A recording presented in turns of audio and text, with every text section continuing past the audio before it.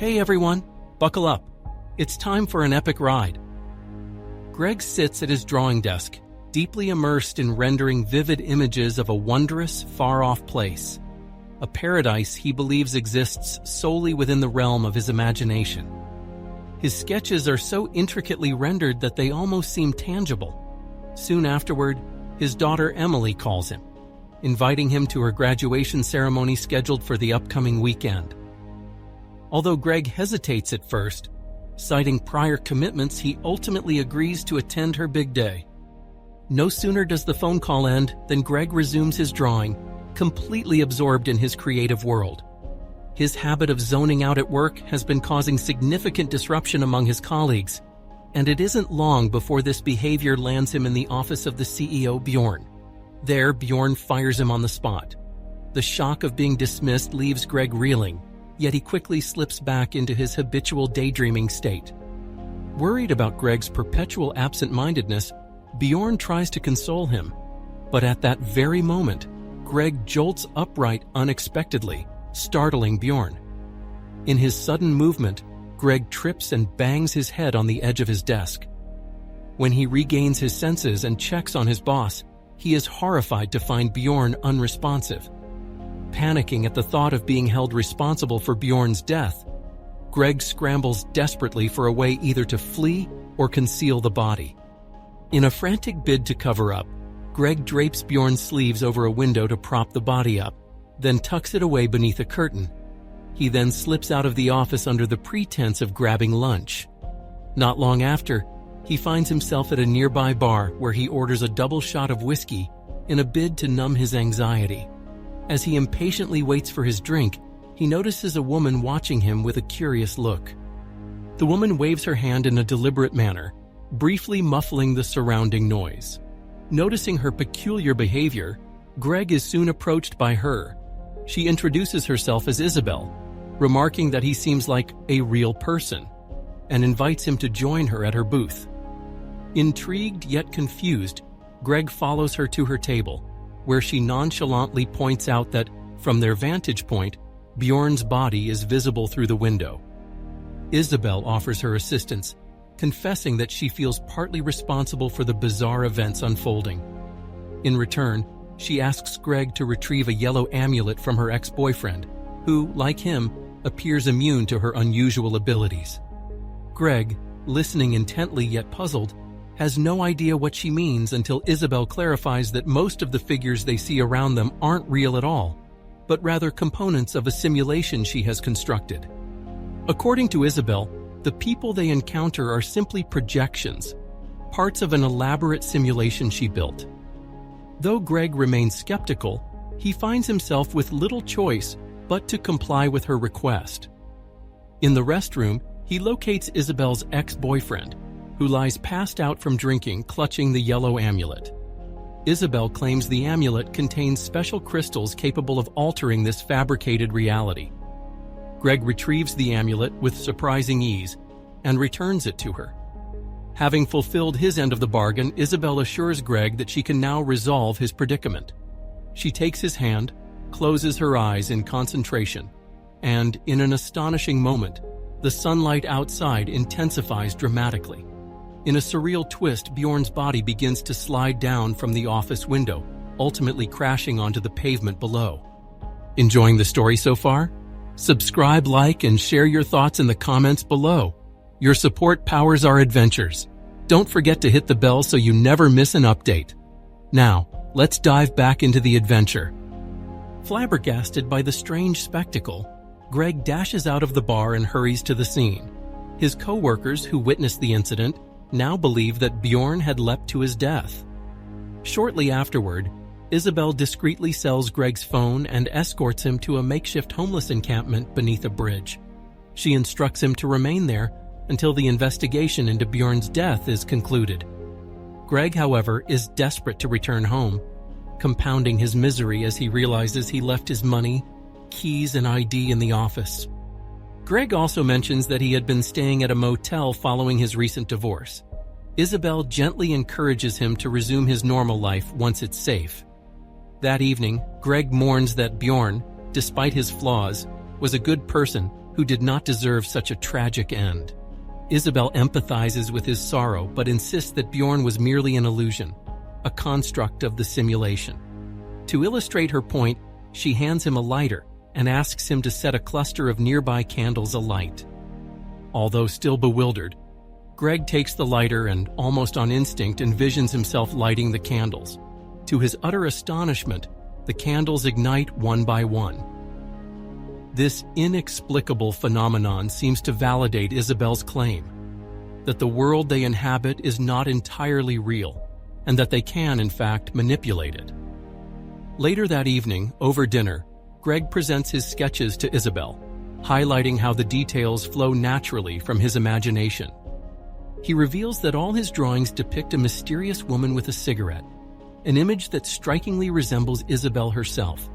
She then discloses that these sketches represent their actual lives outside the confines of this simulated world. The following day, Emily visits her brother Arthur and reveals that she has urged their father to attend her graduation. However, Arthur, resentful of Greg's repeated absences, dismisses his father's involvement. Elsewhere, Greg spends the day with Isabelle, who shares some of her yellow crystals with him.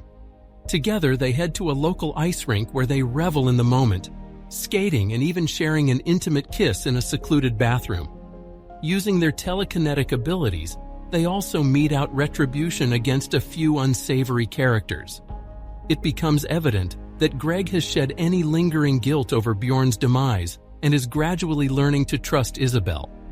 Later, while they are en route to a fast food restaurant, Isabelle notices a car pulling up a few meters ahead. Inside, a man appears to be seeking women for paid encounters. As she converses with him, Greg slips into the restaurant to pick up their lunch. When he discovers he is short on cash, he peers outside and is startled to see Isabelle get into the car and drive off. Greg then excuses himself from the restaurant, unaware that his son Arthur is sitting quietly nearby. Hours pass as Greg waits outside, with the sympathetic restaurant cashier even handing him a bag of stale food. Finally, Isabelle returns, and without further inquiry, Greg shares the food with her.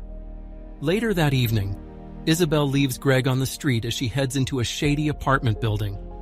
There, she meets her ex-boyfriend, Kendo, and asks him to replenish the yellow crystals in her amulet. At the same time, Emily finds her father and tearfully pleads with him to accompany her.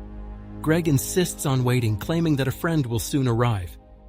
He promises Emily that he will attend her graduation, yet the teenager reveals that the ceremony actually took place 2 weeks earlier. Seeing her father's confusion, she scribbles her number on the back of her graduation photo and hands it to him. Moments later, Isabelle, having witnessed the exchange, returns and tells Greg to forget about Emily, insisting that she is not a real human. This declaration enrages Greg, sparking a mild argument between them. At that moment, a dubious-looking van pulls up nearby. The man inside brandishes a gun and demands money from them. In a burst of fury, Greg plucks a few yellow crystals from Isabelle's amulet and, channeling his telekinetic powers, crushes the van, though the intense exertion makes him vomit as he expends a tremendous amount of mental energy. The scene shifts to the next morning, where Greg wakes up in Isabelle's tent, only to find that she has vanished. Noticing his sketches hanging nearby, he collects them and embarks on a stroll. Soon, he arrives at a payphone and dials Emily's number using the contact she left on the back of her photo. However, his call goes unanswered, forcing him to leave a voicemail message. When Greg finally returns to the tent, Isabelle berates him for leaving her alone. It is then revealed that while they were apart, someone stole all the yellow crystals. Upon discovering that Greg also took his drawings with him, Isabelle accuses him of planning to abandon her. Her suspicions deepen when she finds Emily's photo tucked away in his pocket. She stresses that their world is not genuine, that he is being ensnared back into the illusion. To demonstrate her point, Isabelle produces a test tube filled with several blue crystals, explaining that these were specifically designed to eject them from the simulated realm back into reality. They require 10 crystals each, but they are short by 4. Isabelle becomes increasingly desperate, feeling that Greg is slipping away from what is real. In her urgency, she feeds the crystals into a grinding device and instructs him to apply the resulting powder into his nostrils. Though hesitant, Greg finds himself with no other choice.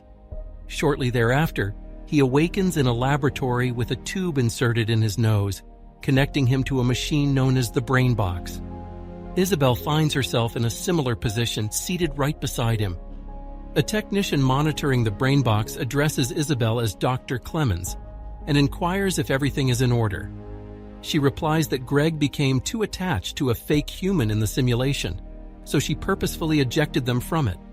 The technician then approaches Greg, calling him Dr. Whittle, and proceeds to detach him from the brain box.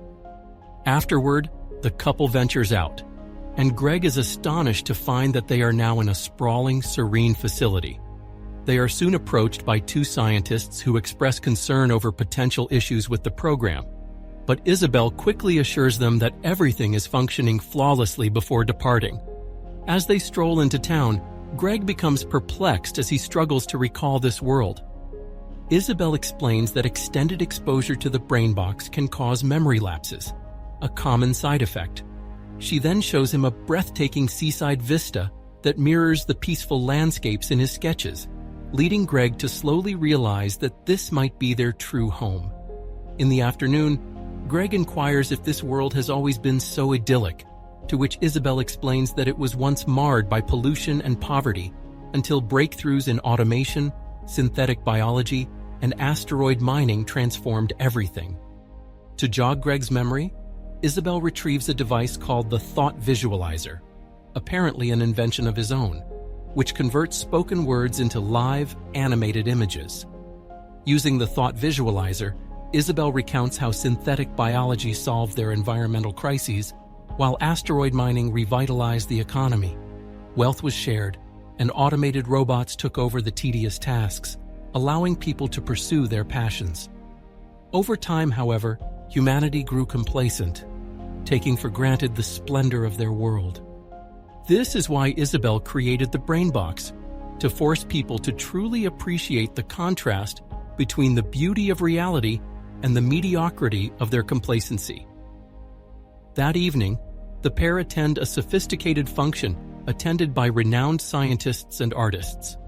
They meet celebrated scientist Dr. Nye, who compliments Greg's work on the Thought Visualizer. Later, Dr. Nye pulls Greg aside for a private conversation, expressing concerns over the Brain Box project. Isabelle, having noticed their hushed discussion, later confronts Greg about it. She is clearly aware of the mounting skepticism surrounding the project, which infuriates her. Unbeknownst to the gathering, an apparition of Emily has slipped into the party, searching silently for her father. Later in the week, at a public function where Isabelle presents her project, she calls Greg onto the stage. She explains that before entering the Brain Box, he was asked a series of questions. Now she will pose the same questions to compare his answers with his previous ones. Isabelle fires off a sequence of inquiries, and Greg's responses reveal a significant transformation in his perspective. Once irritable and detached, he now expresses profound gratitude and happiness for having experienced the simulation. The presentation is a triumph, and Isabelle garners much admiration. However, as she is surrounded by an entourage of admirers, Greg is lured away by the apparition of Emily. While following the spectral figure, something strange begins to occur. Their immaculate venue becomes defaced with graffiti and littered with debris. Meanwhile, Emily finally confronts Greg, stressing that she is his daughter and that his judgment is clouded. She recounts finding him in a homeless tent clutching bizarre yellow crystals. Emily returns the crystals to him and reveals that he must choose between two worlds, the pristine, simulated realm or the broken, real world where his children truly live. Suddenly, Greg hears Isabelle shouting for help and rushes downstairs, only to find the party has erupted into chaos. Compelled to act, Greg takes one yellow crystal and uses his telekinetic power to forcefully push the panicking crowd away from Isabelle. He then pulls her from the fray, and together they watch as the simulated world inside the Brain Box begins to merge with their idyllic surroundings. A bewildered Greg asks what is happening. Isabelle explains that their premature exit from the brain box, due to an insufficient amount of blue crystals, may have triggered this merging. Realizing the urgency of the situation, they understand that they must re-enter the simulation and procure the proper quota of blue crystals. Moments later, the duo arrives at a laboratory and attaches themselves to the machine. They soon awaken back in the homeless tent within the simulation, and without delay, they make their way to Kendo's building, since he is the only one who can manufacture the blue crystals. Upon arriving, Isabelle seizes a nearby pistol and threatens Kendo to surrender as many blue crystals as he can produce. On the brink of exasperation, when Kendo reaches for his pocket, she fires, and the shot sends him reeling. She then retrieves a small packet of blue crystals from his back pocket and, together with Greg, returns to their tent. For unfortunately, the sound of the gunshot does not go unnoticed. Local police begin to swarm the building. Greg and Isabelle scramble to the rooftop and escape via the fire escape.